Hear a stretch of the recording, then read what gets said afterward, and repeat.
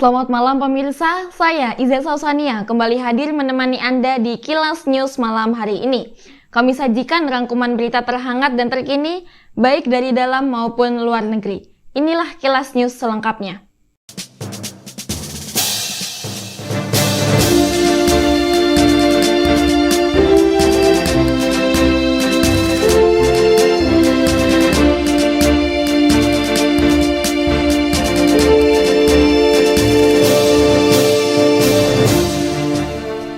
Kekecewaan pendukung timnas Indonesia yang berada di Solo dan Yogyakarta memuncak setelah kekalahan dari Cina pada kualifikasi Piala Dunia 2026.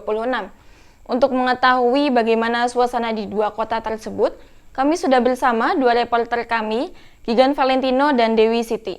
Dewi, bagaimana situasinya di Solo? Terima kasih Iza. Baik pemirsa, di belakang saya merupakan situasi atau kondisi setelah dari menonton kualifikasi Piala Dunia tahun 2026 yang berada di halaman Balai Kota Surakarta. Antusias warga yang ada di sini cukup besar karena mereka ingin menyumbangkan atau menyemangati timnas yang ada di Qingdao Youth Football Stadium yang melawan Cina saat ini, di mana mereka sudah ada di sini sejak pukul atau jam 7 malam tadi. Sekali lagi Indonesia mengalami kekalahan, di mana hal ini menjadi PR besar bagi Sintayong untuk melatih anak asuhannya ke depannya untuk menjadi lebih baik lagi saat melawan Jepang di kualifikasi Piala Dunia 2026. Sementara itu saya sudah melakukan wawancara kepada salah satu narasumber kita. Lebih banyak evaluasi sih ke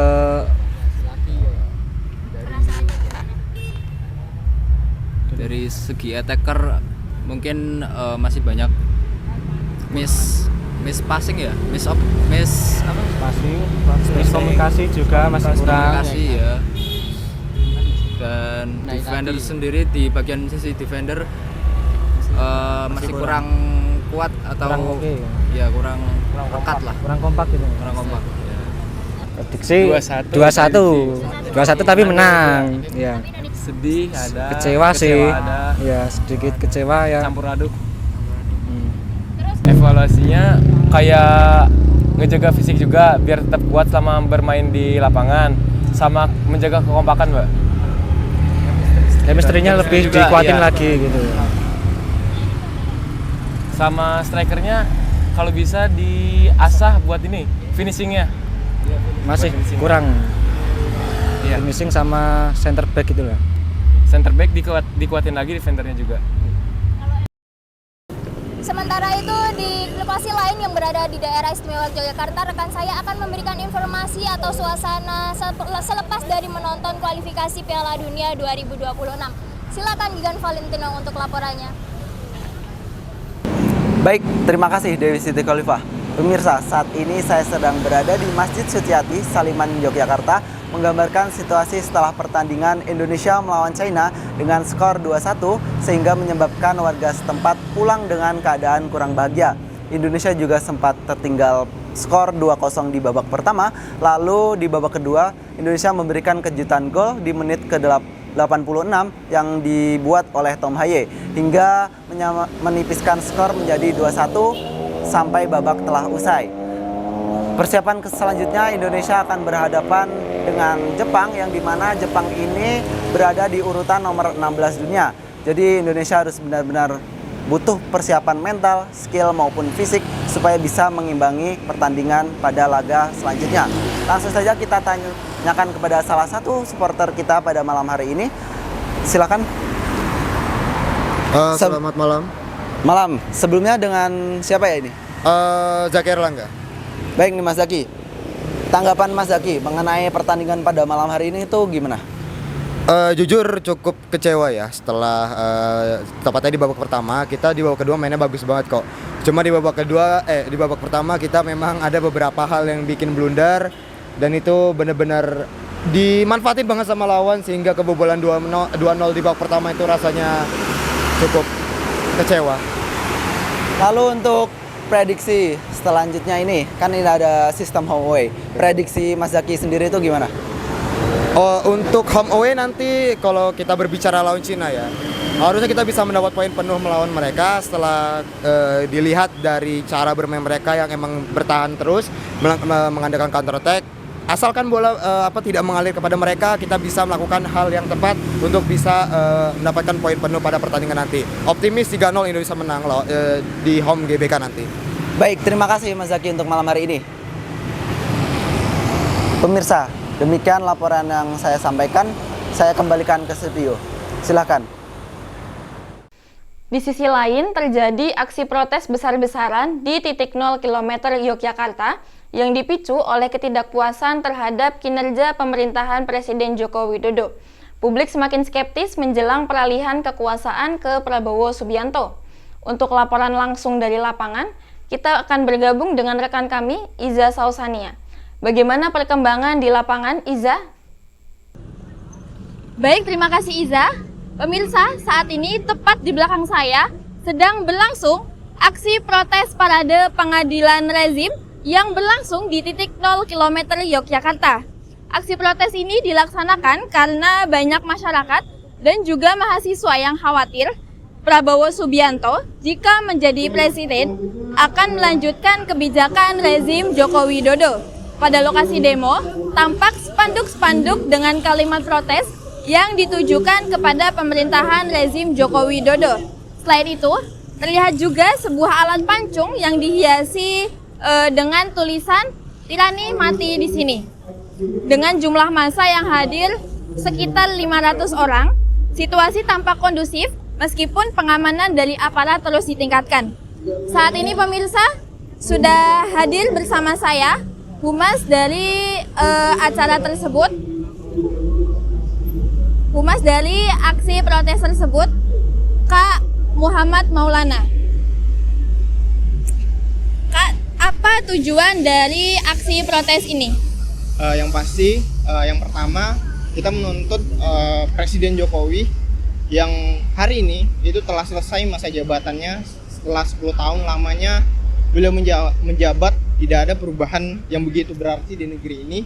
Berbagai macam kerusakan terjadi, mulai dari pelanggaran konstitusi, mulai dari pelemahan KPK, mulai dari penyalahgunaan kekuasaan, kemudian merampas hak-hak masyarakat adat, kemudian menggunakan segala instrumen kekuasaan untuk mendiskriminasi para aktivis dan juga masyarakat sipil, dan kemudian hanya menguntungkan segenap elit-elit politik, elit-elit partai politik maupun oligarki yang ada di belakangnya. 10 tahun Jokowi menjabat, berbagai macam prahara yang terjadi di negeri ini, mulai dari penurunan indeks demokrasi ke angka 34 yang justru itu melambung jauh dari apa yang diperkirakan, kemudian juga berbagai macam korupsi yang terjadi, baik itu dari menteri-menteri maupun dari pejabat-pejabat tinggi negara. Demikian. Untuk penyebab aksi protes ini apa ya, Kak? Yang pasti ini untuk merespon hari pelantikan Prabowo dan Gibran, yang mana kita tahu Prabowo merupakan pelanggar HAM dan Gibran merupakan pelanggar konstitusi, dan hari ini mereka berdua dilantik, dan betapa dibayangkan foto seorang pelanggar HAM itu dipasang di kantor Komnas HAM, dan foto pelanggar konstitusi itu dipasang di kantor Mahkamah Konstitusi. Apa langkah selanjutnya setelah aksi protes ini? Tentu aksi ini tidak hanya menjadi aksi yang pertama dan terakhir, akan ada aksi-aksi berikutnya, baik itu aksi-aksi yang kita daratkan secara langsung maupun melalui media sosial. Demikian tadi wawancara saya dengan Kak Muhammad Maulana. Aksi ini merupakan bentuk kekecewaan dari masyarakat terhadap kebijakan pengadilan rezim Joko Widodo yang dinilai tidak berpihak pada keadilan. Hingga saat ini, masa aksi masih terus bertahan di titik 0 km Yogyakarta. Saya, Iza Sausania, melaporkan dari titik 0 km Yogyakarta, kembali ke studio. Pertama kali diadakan tahun 2024, Festival Malioboro menampilkan ragam seni dari berbagai daerah dan memperkenalkan band-band lokal kepada masyarakat. Kami akan segera terhubung dengan reporter kami, Nahira Nur, yang saat ini berada di lokasi festival untuk melaporkan kondisi di sana. Nahira, silahkan laporan Anda. Ya, terima kasih Iza. Saat ini saya sudah berada di pintu barat Kepatihan Yogyakarta, yang dimana belakang saya terdapat panggung Festival Malioboro tahun 2024, yang dimana saat ini acara dimulai pada pukul 4 sore sampai 10 malam nanti waktu Indonesia bagian Barat. Dan acara festival tahun ini akan menampilkan sejumlah seniman dan komunitas yang berbakat. Selain itu terdapat The Rain untuk sebagai kue star spesial Festival Malioboro tahun 2024. Dan saat ini saya sudah terhubung untuk panitia ketua Festival Malioboro tahun 2024. Halo Mas. Halo. Nah Mas, mau tanya nih, tema kali Festival Malioboro tahun 2024 ini apa sih? Temanya untuk tahun ini adalah Harmony in Community. Untuk maknanya Harmony in Community itu apa? Karena makna dari Harmony in Community sebenarnya kita mengambilnya adalah mengajak komunitas-komunitas yang ada di Yogyakarta untuk bertampil atau berpartisipasi untuk merayakan sebuah festival yang ada di Yogyakarta, seperti itu Kak. Oke, berarti ini untuk memperkenalkan band-band lokal. Betul, memperkenalkan band-band lokal. Jadi contohnya adalah kami mengajak semua, ada IKPMD dari Sulawesi, dari Kalimantan, NTT, terus ada lagi dari Sulawesi, Sumatera, Kalimantan, NTT. Oke, nah permisal tadi itu, permisal sementara itu, jadi sekalian bisa menonton dengan secara gratis dan hanya membayar paket saja. Saya Nahira Nur melaporkan dari Kepatihan, kembali ke studio. Dari Sleman, warga Dusun Pundong, Melati, melakukan aksi protes terkait proyek tol Jogja-Bawen dan menuntut perbaikan jalan yang rusak serta kejelasan ganti rugi lahan. Saat ini rekan kami, Sagara, berada di lokasi untuk memberikan laporan langsung. Silahkan, Sagara. Ya, terima kasih Iza. Saat ini saya berada di Pundong Melati, Sleman, di mana sejumlah warga memasang spanduk protes menuntut pergantian jalan dusun yang hilang akibat pembangunan proyek tol Yogyakarta-Bawen. Di belakang saya pemirsa bisa lihat jalan yang rusak dan spanduk-spanduk yang dipasangi di berbagai sudut area ini. Sebagai bentuk kekecewaan warga terhadap akses jalan tersebut yang putus karena proyek tersebut. Selain masalah akses, warga juga menuntut kejelasan terkait ganti rugi lahan yang terdampak. Mereka mengaku sudah menunggu selama 2 tahun tanpa adanya kepastian dari pihak berwenang terkait kompensasi jalan. Sebelumnya saya sudah melakukan wawancara dengan Peki Basuki selaku Kepala Dusun Pundong 3 terkait masalah ini. Berikut wawancaranya. Ini penyebabnya adalah dulu sewaktu sebelum ada proyek ada sosialisasi yang di situ berisi bahwa fasilitas umum yang kena proyek tol akan diganti, termasuk ada jalan, ada saluran air, ada bangunan-bangunan dan sebagainya, itu akan diganti. Kemudian seiring perjalanan waktu, proyek tol ini sudah dimulai, namun pada waktu itu warga masyarakat diberi tahu masalah gambar, ternyata ada jalan yang terputus juga. Nah, setelah warga masyarakat itu sadar tidak ada jalan dan melihat gambar memang tidak ada jalan, maka warga istilahnya mempertanyakan ke pihak tol, yaitu di Jasa Marga ataupun di Adikarya. Itu sudah kami pertanyakan pada hari Senin yang lalu, kemudian mendapat jawaban itu belum bisa dijawab dengan baik, namun harus ada perlu laporan ke PPK.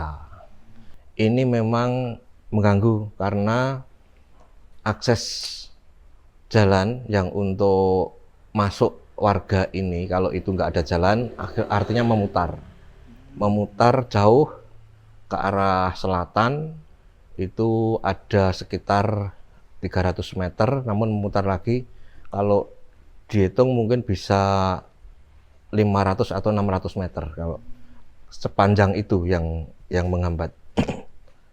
Kami masyarakat sangat berharap untuk diberikan akses jalan Walaupun akses itu mungkin tidak sesuai dengan harapan dengan ukuran seperti semula. Ukuran semula itu 4,5 meter. Namun demikian kalau saat ini kok ada tanah hanya 3,5 meter atau 3 meter atau seberapa, nah itulah yang kami harapkan untuk bisa dipakai sebagai akses jalan untuk lewat warga masyarakat di dusun kami. Baik, hingga kini warga berharap ada tindakan nyata dari pihak proyek untuk menyelesaikan persoalan ini. Saya Sagara dari Pudung 3, kembali ke studio. Selain itu, di Sumberrahayu, pembayaran ganti rugi untuk proyek Tol Jogja Solo senilai 34 miliar rupiah telah disalurkan kepada warga. Warga yang menerima ganti rugi ini juga disambangi oleh sales kendaraan dan Biro Umroh. Untuk laporan lebih rinci, kita sudah terhubung dengan Agung Febri di lapangan. Silahkan, Agung. Oke, baik, saat ini saya sedang di Kelurahan Sumberrahayu, Sleman. Pembayaran ganti tol untuk proyek tol YIA, Jogja YIA telah mencapai 34 miliar. Proses ini melibatkan pembebasan 56 bidang tanah di Sumberrahayu, 11 di Sidokarto, dan 1 di Sudomulya. Sebagian besar berupa lahan sawah. Pembayaran ini merupakan langkah penting dalam mempercepat pembangunan infrastruktur tol. Baik, saat ini saya sudah bersama Bapak Fuad sebagai Duku Gampong 5. Baik.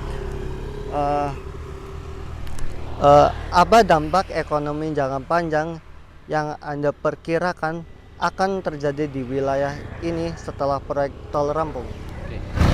Dampak ekonomi khususnya bagi warga kami di Kampung 5 setelah nanti proyek tol itu selesai atau setelah jalan tol itu selesai, menurut kami tidak begitu ada perubahan secara signifikan karena jalan tol itu berbeda dengan jalan misal jalan provinsi, jalan nasional. Kalau di jalan nasional, jalan provinsi, pengguna jalan bisa sembarang berhenti, misal berhenti di warung atau di toko segala macam. Tapi dalam hal ini di jalan tol mereka tidak bisa berhenti di sembarang tempat. Jadi menurut kami dampak secara ekonomi sangat kecil sekali, khususnya bagi warga Kampung 5. Bagaimana pendapat Anda tentang kehadiran sales dan apa saja yang ditawarkan? Kehadiran sales pada saat pembayaran UGR menurut kami tidak begitu mengganggu, dalam artian tidak begitu berpengaruh pada warga yang mendapatkan UGR karena mereka, terutama warga yang terdampak tol, itu mereka sudah mendapatkan edukasi bagaimana pengelolaan keuangan yang baik. Mereka belajar dari pengalaman yang sudah, misal di pembebasan lahan pada saat proyek bandara Nia, itu mereka belajar dari situ dan insya Allah bisa mereka menerapkan untuk kehidupan mereka. Dan sales-sales yang datang pada saat pembayaran UGR rata-rata mereka sales dari produk otomotif, misal mobil dan motor. Demikian. Selanjutnya, bagaimana Anda mengimbau warga akan menggunakan uang ganti rugi ini secara bijak, mengingat banyak pihak sales yang mendekati? Oke, seperti yang tadi di awal kami sampaikan bahwa kami sedikit banyak telah memberikan edukasi. Kami bekerja sama dengan lembaga-lembaga keuangan. Itu dari mereka memberikan edukasi bagaimana mengelola keuangan yang baik agar pada saat mereka menerima pembayaran UGR, khususnya bagi warga yang terdampak tol, itu mereka tidak konsumtif seperti itu. Oke. Selain itu, kami melihat sejumlah sales kendaraan dan Biro Umrah yang mendatangi warga penerima ganti rugi. Meski diperboleh, mereka harus mengikuti alur seperti dilarang mendirikan stand atau memaksa warga untuk membeli produk dan hanya boleh memberikan brosur di luar lokasi pencairan. Saya Agung Febri, kembali ke studio. Yogyakarta baru saja merayakan acara puncak hari ulang tahunnya yang ke-267 dengan mengadakan festival wayang Jogja Night Carnival yang menarik ribuan warga lokal dan wisatawan. Namun, meskipun perayaan berlangsung meriah, masalah kebersihan kota kembali menjadi sorotan. Untuk mengetahui situasi terkini, kita akan bergabung dengan rekan kami, Bagus Maulana di lokasi. Bagus, bagaimana kondisi di sana saat ini? Baik, dapat saya laporkan secara langsung dari Tugu Yogyakarta, lokasi utama pergelaran Festival Wayang Jogja Night Carnival yang baru saja usai beberapa jam yang lalu. Sebuah perayaan budaya spektakuler yang merupakan bagian dari peringatan hari ulang tahun Yogyakarta yang ke-268. Acara yang meriah dengan penuh suguhan seni pewayangan ini memukau ribuan pengunjung dari berbagai daerah. Namun ada pemandangan yang sedikit mengganggu setelah kemeriahan festival ini selesai. Seperti yang dapat kita lihat di belakang saya, tumpukan sampah berserakan di sepanjang jalan.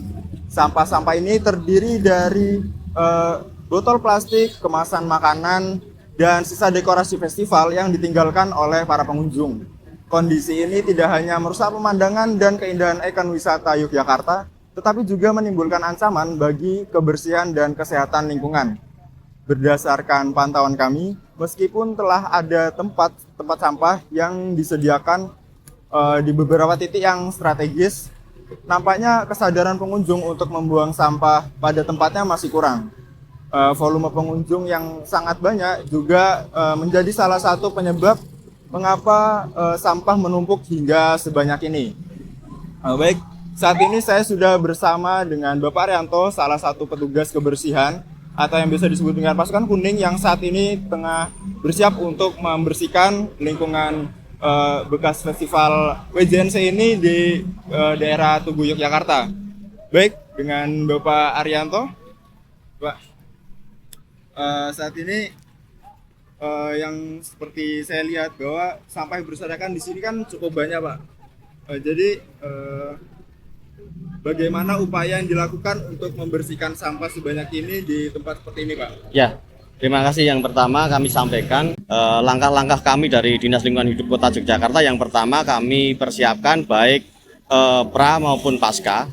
Pra pelaksanaan WJNC ini selalu kita siapkan dari siang, dari jam 1 siang sampai dengan sore jam 5 itu tiga-tiga di pra.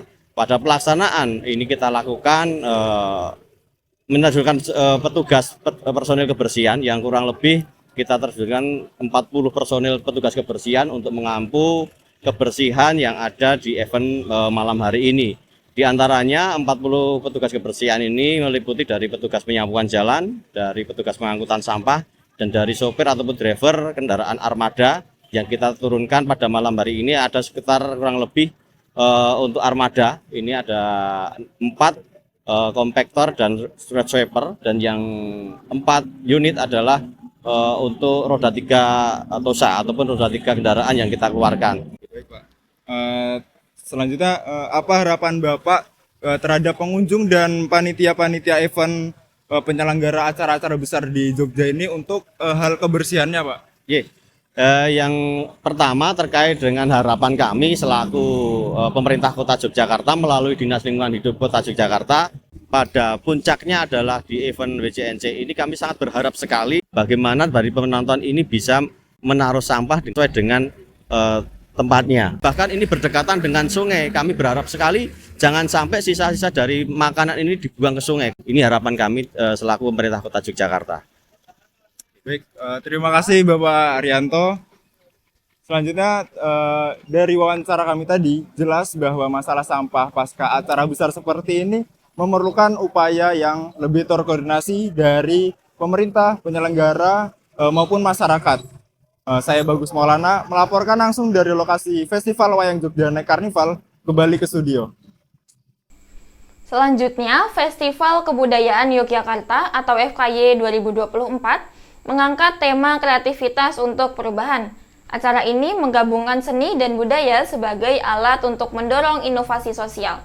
Dengan berbagai program seni seperti workshop dan pertunjukan, FKY berharap dapat menginspirasi kolaborasi antar komunitas.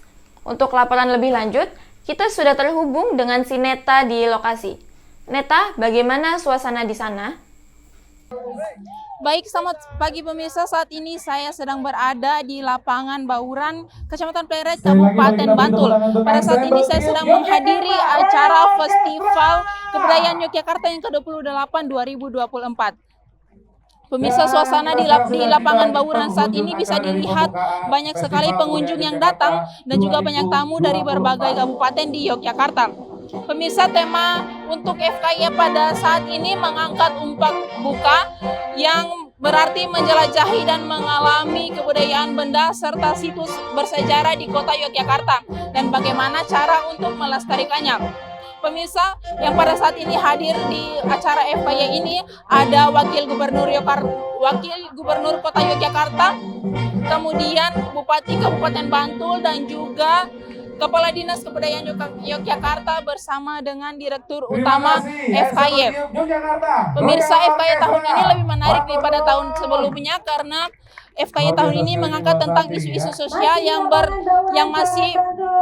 isu-isu sosial permasalahan masyarakat yang masih ada di kota Yogyakarta.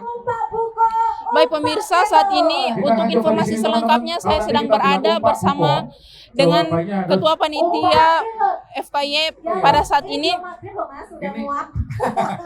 Silakan Pak, dengan Bapak siapa? Oke Pak, jadi di sini saya ingin beberapa pertanyaan. Persiapan apa saja yang dilakukan untuk menyongsong acara FKY ini, Pak? Jadi persiapannya itu yang pertama kita melakukan riset dulu, jadi mengenai roadmap FKY selama 5 tahun, yang di tahun kedua ini temanya adalah tema benda. Tema benda ini kita mengarah kepada Kabupaten Bantul yang di sana juga banyak kekayaan benda-benda di daerah istimewa Yogyakarta yang sangat spesifik. Kita bertempat di Pleret dan dari riset tersebut setelah menitikkan pada Pleret kita mencari venue. Nah, venue-nya itu ada di daerah Bauran ini yang secara geografis ini juga daerah yang baru yang jarang terjadi kegiatan kebudayaan atau kesenian yang sifatnya luas. Jadi bisa di sini nanti bisa akan lebih dikenal lewat FKY ini, dan program-programnya pun tidak jauh dari lokasi ini. Jadi ada beberapa titik-titik situs benda yang terutama benda bersejarah yang menjadi tonggak dari sejarah di Yogyakarta, itu nanti akan diaktifasi di program-program tersebut. Ada namanya program Jelajah Budaya. Itu nanti terdiri dari 3, ada lokakarya, ada kompetisi, ada jelajah budaya sendiri yang nanti mengakses situs-situs tersebut. Baik Pak, terima kasih untuk jawabannya Pak. Selanjutnya itu kenapa sampai mengangkat umpak tema budaya FKY ini umpak buka Pak? Umpak buka itu memang asalnya dari kita mengambil satu objek benda yang umpak yang memang di daerah Pleret ini dulunya itu kan kerajaan Poros Mataram Islam, yang dimana dari artefak-artefaknya itu tinggal puing-puing yang tersisa itu kan salah satunya ada umpak, dan itu menjadi ikon dari Pleret sendiri, dan kita kembangkan dari benda temuan itu, kita kembangkan menjadi program-program yang ada di FKY. Nah, ya gitu. Oke. Terima kasih Pak untuk jawabannya. Pemirsa, sekian laporan dari saya di lapangan Bauran terkait FKY 2024 pada saat ini. Saya Sinita Uluhelu kembali ke studio. Demikian rangkaian berita malam ini. Terima kasih telah menyaksikan Kilas News. Saya Iza Solsania beserta seluruh tim yang bertugas mengucapkan terima kasih atas perhatian Anda. Selamat malam dan sampai jumpa.